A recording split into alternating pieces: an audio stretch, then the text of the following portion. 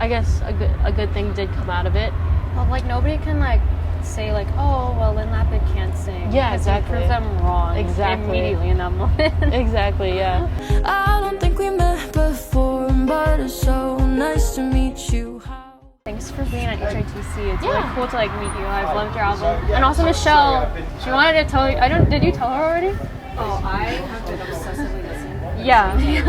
Wait, really? It's been getting me through a breakup, so I resonate very heavily Oh, with it. yeah. Thank you so much. I appreciate it. Thank you. No, you're both talking about how you're really, really gifted songwriters. I actually wanted to play a game for like 5 minutes. Yeah. And it's based off your song In My Mind. So I'm gonna have a word on here and you're just gonna like, you could rant about it or you could have like a controversial opinion about the word. Mm-hmm. So the first one is Maryland. Maryland. Yeah. So if you want to go on a tangent about it. Oh, Maryland. I love Maryland. I honestly I recently moved out of Maryland, but I always try to come back there because my family's there, my dog's there. Yeah. Something about it it's just home to me. Like the East Coast is home and I miss it so much. And yeah. Are you playing East Side during your set? I am, okay, yeah. Okay. I you're have like, finally, to. this is the spot. I have to, yeah. So yeah, I love Maryland. Okay, next question. Situation. Ooh. My last EP was all about a situationship, and it didn't end well. I feel like situationship is like the epitome of what it's like to find love as a young person in this day and age, and I don't know. I feel indifferent about situationships. If I had to avoid them, if I could avoid them, I would. Karaoke. Karaoke? Ooh, I love karaoke. What's Honestly, your like go-to karaoke song? The Climb by Miley Cyrus. Climb? I always have it pulled up That's for karaoke. Yeah, the Climb is so good. I love karaoke. I feel like it's fun because I can't sing, and when my other friends are with me, they get like annoyed with me because I try hard. Like like I with karaoke. the angel. What is it called? The highest notes. Oh, whisper notes. Oh, wait, is that whistle what it's called? notes? Whistle notes. Yeah. See, I'm not a musician. So That's so good. Honestly, I'm so grateful to 88 Rising for inviting me to play. Well, last year and this year at Hand in Cloud. So I'm really so grateful for all of them, and just like the opportunity to play in front of so many new people. I like rarely get that chance, and so yeah, and also their roster of artists I'm like such big fans of. Nikki, she's like one of my biggest inspirations for my music. Are you from Tucson? TikTok, I need your help. So basically, I just got off my flight from LA to Tucson at like 9:30 p.m. There was a boy next to me. What book were you reading? Am I from Tucson? No. Oh, Wait, why do you ask though? Oh wait, let me.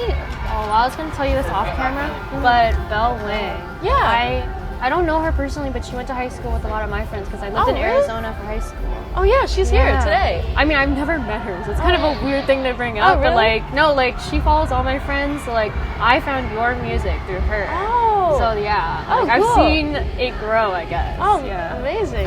Yeah, I performed in Tucson a couple weeks ago. It was great. It was a college show. So okay. They were U of A? Yeah, U of A, yeah. Well, I mean, that's the only college down there. So. Okay, next question. Discord. Ooh. Discord is a rough time. I remember back in 2021, I was all up on Discord because of the pandemic. Oh, the pandemic. And yeah,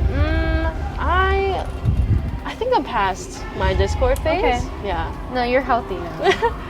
Ooh, Balut. I've actually never had Balut Really? before. Yeah. Well, I've never had it, so I can't judge you. No, yeah. I like my friends have tried it and they say that it's interesting. It's like an acquired taste. It's acquired taste. Did they for grow sure. up eating it? No. Okay. Yeah. I know my dad likes to eat Balut a lot. Yeah. So I have to try it for sure. Okay. Maybe here, no joking. They probably won't have it good. Like you should just go to the Philippines for that. Probably. At that point. So my first question is, this is your second time in HITC. The first one you actually had like technical difficulties. So I guess what is something that you learned the first time you performed at that festival, and what are you most excited for this time around? Ooh, I learned that should probably replace our gear. So we don't have any more technical difficulties. So cross fingers, I hope it doesn't happen tomorrow.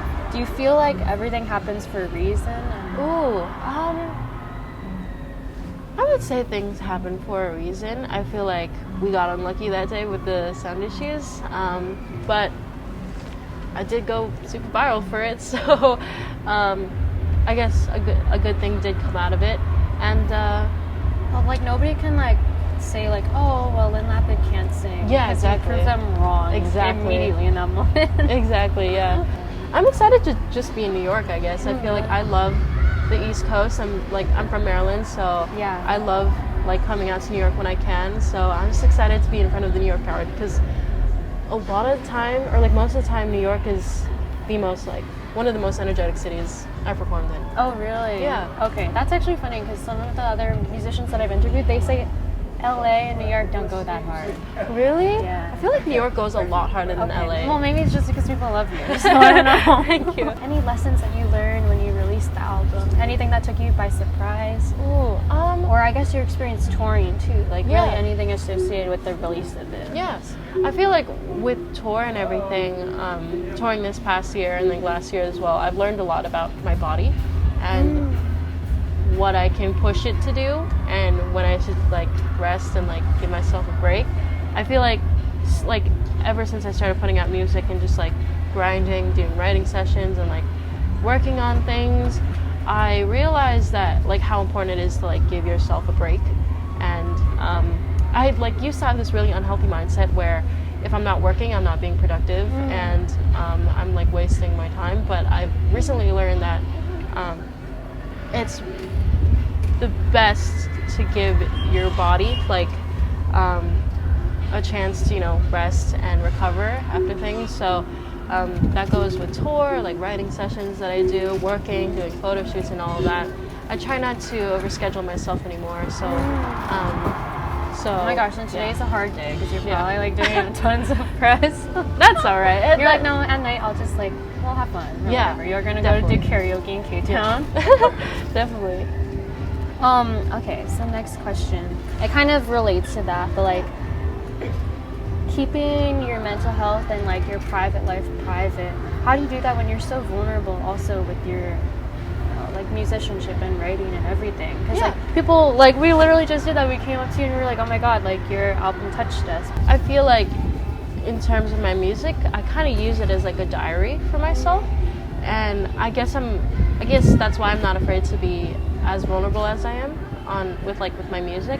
And I feel like it's definitely a balance to touch on like super personal things in my music and also making sure that I'm not like giving too much away on social media and stuff. I've definitely gotten better with all of that. I feel like now I've kind of taken like after being on social media for like 4 years so far, I've just been like able to take a step back and kind of just like choose not to say things or not to reveal things about my personal life more than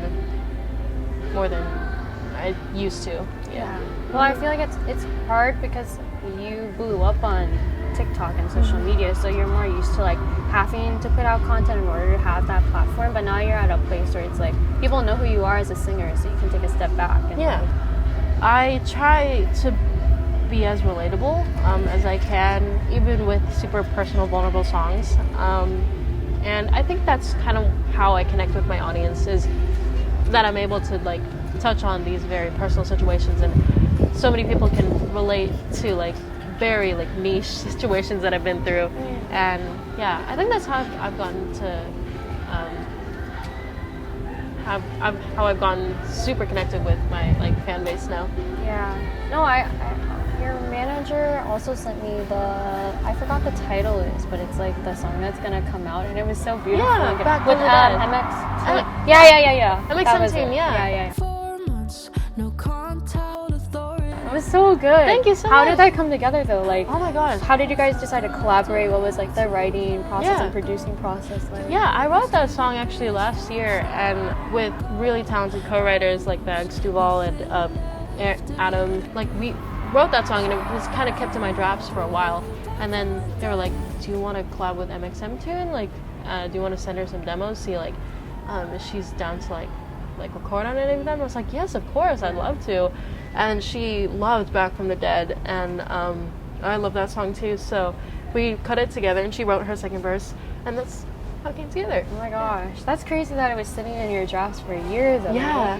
Does it typically happen to you like that? Because I know. So I was gonna ask you about Ruth B, your collaboration, but that came out, or you wrote that like way before anything else released, even before Producer Man, right? Yeah. So like, do your songs, are a lot of them from like a really long time ago, or? Sometimes they are, yeah. Okay, they I know with Do You Really with Ruth B, that one I wrote at the same time as Producer Man, about the same time, and that was like almost 4 years ago now, so which is crazy to say, but sometimes they sit in my drafts for really long, sometimes I write them a month before they come out. Are you writing right now? Yeah, for sure. I'm writing for my debut album, which is really stressful, but really exciting. I feel like these new songs that I've been writing has just been, I feel like I've definitely found my sound, for sure, and I'm just so excited to start teasing it. Is there anything particularly stressful about writing an album right now? Like, are there any standards that you're holding yourself to, or is it just like, oh, I have a deadline? Yeah. Like, I don't know. Both, honestly. I feel like deadlines, they could be helpful, but also kind of stressful because it's like that looming thing over, like that looms over your shoulder. But yeah, it's been stressful, but a lot of fun. I feel like this debut album is, I think it's like probably the best songs I've made so far in my career. Wow. And so, did you make all of them recently? Yeah, I'm still writing. Top of this year, I started writing for it, and they're all new. Yeah, very new. Oh my god! But I've just been doing so many writing sessions, and I'm super excited to start like teasing music and everything. But honestly, yeah, and I think my listeners will really like it as well. Well, what would you tell your listeners, like your fans? It's like now you're saying like, oh, I've grown, and like now I found my sound. So what should we like be guessing? Honestly, that's a good question. I love to experiment with my sound a lot of the times, and the last EP was such a cool like space for me to like go into, but I feel like whenever I start new projects or anything, I kind of do, I wouldn't say 180 with my sound, but I would say maybe just like I try new things for sure, and all the stuff that I've been making has been different from what I put out in the past. Do you have an example? You also don't have to reveal. No, it's all good. It's all good. You're like, nah, I gotta keep that underground. Nah, I don't care about that. I feel like I really realized that I love making R&B. And, in my mind was in that space, and a couple of my songs were in that space as well. And I feel like East Side is it? Yeah. I feel like it has a lot of R&B in it, and it's one of my influence. favorite songs. Yeah, thank you so much. Yeah, I've been making a lot of in that space. I've been taking a lot of inspiration from like jazz influence as well. Okay. So I've been. Well, you're kind of like a classically trained musician. Right? Yeah. You played violin for a long time. Yeah. So that's cool that you're bringing jazz into it. For this, because there's one song, I can't say his name, but Rachman. Oh, Rachmaninoff? Yeah. The piano concerto number 2 when you were writing the chorus of Like You Want Me To. Have you done that with any of the songs on the upcoming album? I haven't actually, but that would be a good idea. I'm still writing the album. But I do take a lot of inspiration from classical music like that. But that's cool you're bringing in jazz then. Yeah. Is there any jazz musician that you really like? Just the classics, Ella Fitzgerald. Okay. Old school like jazz. Have you listened to Bossa Nova? Yeah. Oh, okay. Yeah. A lot of new like jazz artists like Laybeige. So you told Born Loser, this is a long time ago in an interview, that you envisioned for your future sick live performances with a bigger band and definitely more music with the sound I'm going for. And then you had tweeted also like, I want to go on tour, but I have no songs released. And then Eric Nam asked you to be his opener. Yeah. And you guys just released a single, like a collaboration, because he has an album out now, right? What do you envision for your future now? Like, what's the next step? Oh man, that's crazy that I brought that shit back. Yeah, that was crazy. This interview like so long ago that happened. Oh man, yeah.